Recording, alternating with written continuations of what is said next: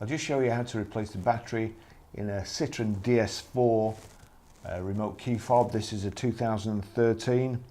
There's two little catches or two little places in there.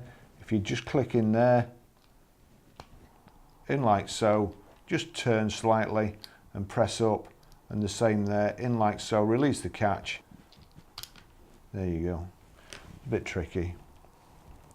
It's a CR 2032 battery. Just flip it out like so. There's a little catch.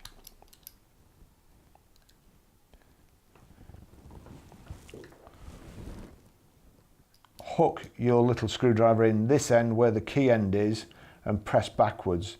That's where the spring is there, so there's some movement. Oops.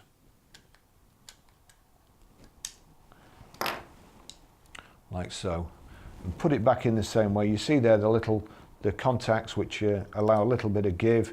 So press in there and push in that way, locates back. Those are the catches that you were trying to get out. And those are where they locate.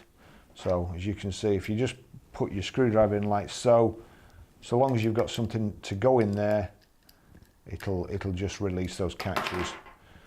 So back in, press down, that's it done.